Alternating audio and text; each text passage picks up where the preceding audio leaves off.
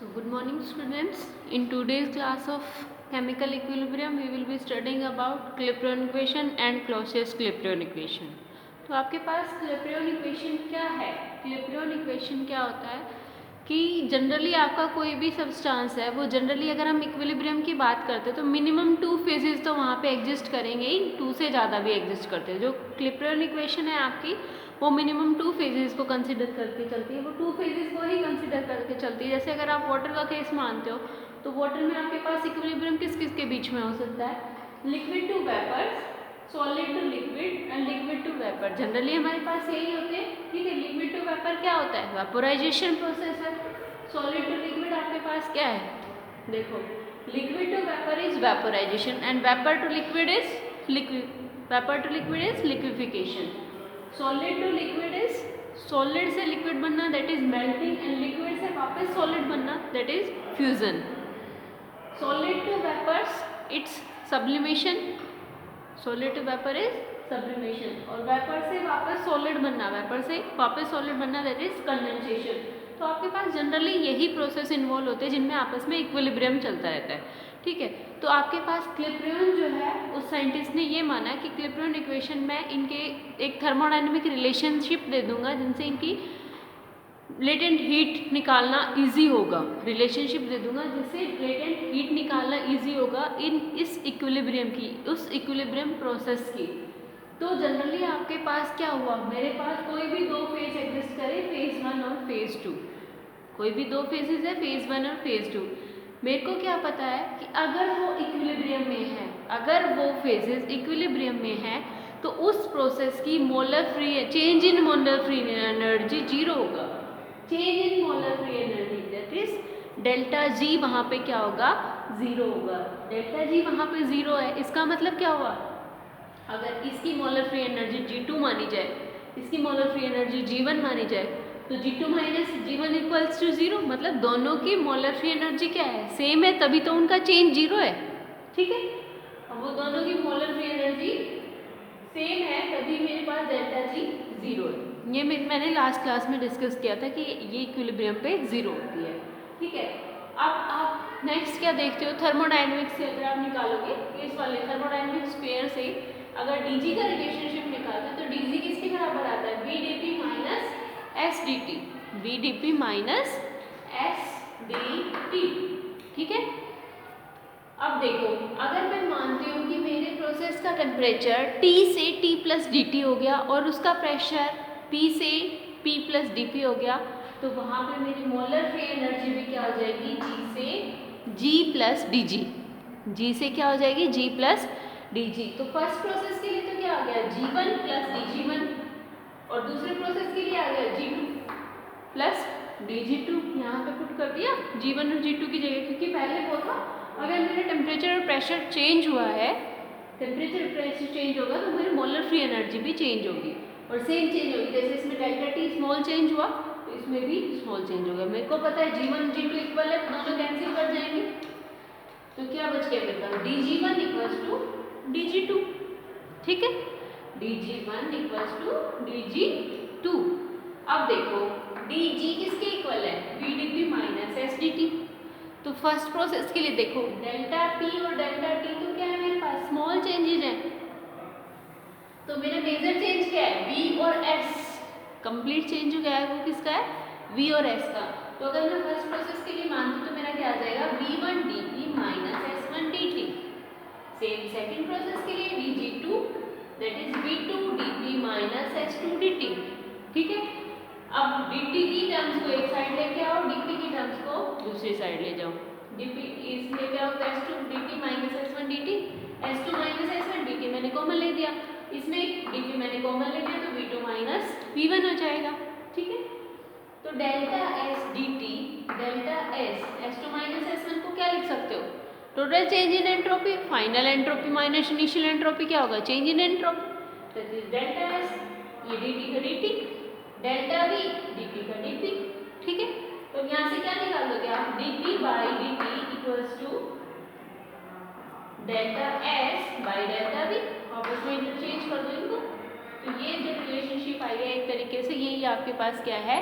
क्लिपरेन equation है. इसको थोड़ा फर्दर और आगे डिस्कस करके रख दिया उन्होंने कि डेल्टा एच जो होता है वो होता है डेल्टा एच बाई टी, ठीक है। इसमें पुट कर दो डेल्टा एच की value delta H by T into delta we. यही क्या है आपके पास, ये रिलेशनशिप कि स्मॉल चेंज इन प्रेशर और टेम्परेचर करने से हम किसी का भी ये स्मॉल चेंज आप निकाल सकते हो। ये जनरली स्लोप होता है, आपके पास इतने डिटेल में है नहीं, ये एक लाइन का स्लोप होता है, एक साइड प्रेशर है दूसरी साइड टेम्परेचर है, तो उसका जो स्लोप होगा वो इसके इक्वल हो जाएगा delta H by T delta V. अब डेल्टा एच क्या है, जो भी आप प्रोसेस यूज करोगे, अगर आप मेल्टिंग ले रहे हो तो उसमें जितनी भी हीट निकली उसको क्या बोलते हैं, heat of melting, that is delta H melting. इसको क्या बोलते हो, डेल्टा एच मेल्टिंग।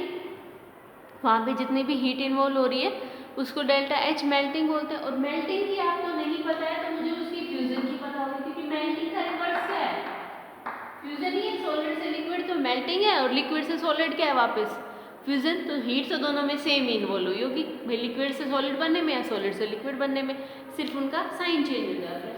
तो अगर मेल्टिंग प्रोसेस तो delta H by fusion upon T, इसमें क्या है फाइनल क्या है मेरा लिक्विड और इनिशियल क्या है सॉलिड, तो V L minus V S.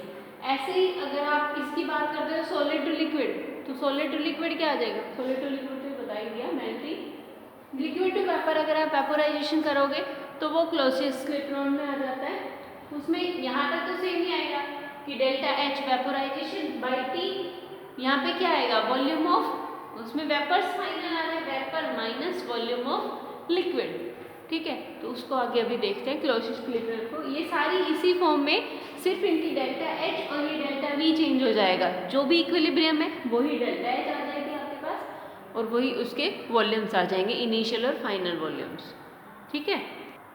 Now the next one means Clausius Clapeyron equation. तो क्लोसियस क्लिप्रोन इक्वेशन में वो क्या करता है आपके पास, जो इक्विलिब्रियम मान के चलता है वो वेपोराइजेशन प्रोसेस का मान के चलता है। किसका मान के चलता है, वेपोराइजेशन प्रोसेस का।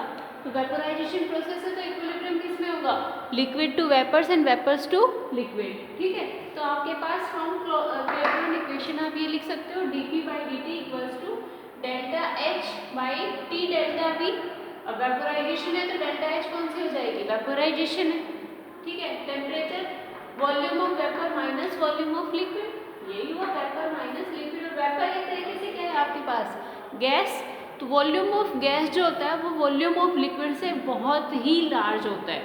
वॉल्यूम ऑफ लिक्विड के कंपैरिजन में वॉल्यूम ऑफ गैस बहुत ही लार्ज अमाउंट होती है, इसलिए आप वॉल्यूम ऑफ लिक्विड को नेग्लेक्ट कर सकते हो, वॉल्यूम ऑफ लिक्विड को नेग्लेक्ट कर सकते हो। तो आपके पास क्या आ जाएगा dp by dt equals to delta H vaporisation temperature, और वॉल्यूम की जगह क्या आ जाएगा वॉल्यूम ऑफ गैस, क्योंकि वॉल्यूम ऑफ लिक्विड को आपने नेग्लेक्ट कर दिया, ठीक है। अब volume of gas ideal gas equation से आप निकालो 1 मोल के लिए pv is equals to RT, तो वॉल्यूम क्या आएगा RT बाई P। यहाँ वॉल्यूम ऑफ गैस की जगह मैं पुट कर सकती हूँ RT बाई P, RT नीचे P ऊपर, क्योंकि नीचे है वॉल्यूम ऑफ गैस, ठीक है। तो ये क्या आ जाएगा delta H vaporisation upon RT square, P बाहर आ गया। आप प्रेशर के टर्म्स को एक साइड ले आओ, टेम्परेचर की टर्म्स को एक साइड ले आओ, क्योंकि क्लोसियस क्लिप्रोन ने उसकी इंटीग्रेटेड फॉर्म लिखी है, क्लिप्रोन ने उसकी डिफरेंशियल फॉर्म लिखी है, इसने उसकी इंटीग्रेटेड फॉर्म लिखी है। तो इसके लिए आप क्या करोगे, प्रेशर के टर्म को इधर ले आए, टेम्परेचर की को उस साइड ले गए, ये मेरे पास क्या है कांस्टेंट है, ठीक है। तो 1 बाई पी डीपी को क्या लिख सकती हूँ मैं LNP, 1 बाई पी डीपी को मैं लिख सकती हूँ DLNP, ठीक है, क्योंकि 1 बाई पी को मैं लिख सकती हूँ LNP और dp है तो मेरे पास क्या आ जाएगा ये DLNP। इसका इंटीग्रेशन कर दो P1 से P2, इधर delta H by vaporisation 1 by T square dt, तो इसका इंटीग्रेशन करोगे 1 by T square dt P1 से P2, ठीक है।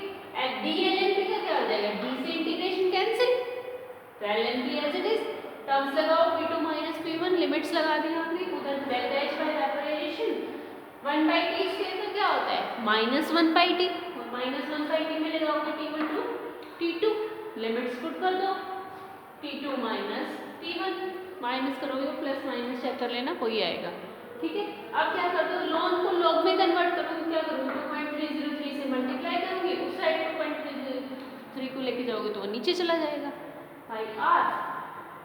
इसका एलसीएम लेके लिख दिया T1 T2 T1 minus T2, यही इक्वेशन आपके पास क्या है, क्लॉसियस-क्लैपेरॉन इक्वेशन है। ठीक है।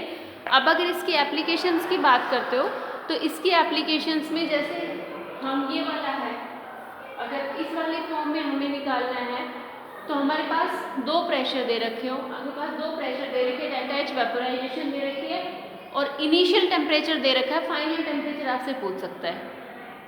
ठीक है, कैलकुलेशन किसकी करवा सकता है, T2 की। तो सारी चीज़ें पता है, आप इस इक्वेशन में डायरेक्ट पुट कर दो। ठीक है भाई, अगर आपके पास ये बोल देता है किसी प्रोसेस में वेपोराइजेशन हो रहा है और पहले उसका टेम्परेचर इतना था, प्रेशर इतना था, बाद में उसका प्रेशर इतना हो गया है, तो टेम्परेचर कितना होगा, इस तरीके से आपके पास क्वेश्चन आएगा तो आप उसमें पुट कर सकते हो। ऐसे ही इससे पहले जो क्लैपेरॉन इक्वेशन था उसकी फॉर्म्स में चले जाओ तो हर किसी में आपके पास एक डेल्टा एच पता होगा। जनरली जैसे बॉइलिंग पॉइंट वाला आता है तो उसमें आपके पास डेल्टा टी पूछ सकता है कि भाई बॉइलिंग पॉइंट उसका क्या होगा, तो बॉइलिंग पॉइंट वही होगा, फाइनल टेम्परेचर उसका T2। मेल्टिंग पॉइंट में उसका मेल्टिंग पॉइंट क्या होगा टेम्परेचर का, या फिर molar heat of vaporisation, delta H vaporisation निकलवा सकता है इससे, या फिर लेटेंट हीट ऑफ फ्यूजन जो इससे पहले करा था delta H F solid to liquid वाला, उसमें पूछ सकता है। यही सब इसकी क्या है, एप्लीकेशंस है। तो यहाँ पे आपका केमिकल इक्विलिब्रियम ओवर है। नेक्स्ट जब हम करेंगे तो वो होगा दैट इज नस डिस्ट्रीब्यूशन लॉ। ठीक है।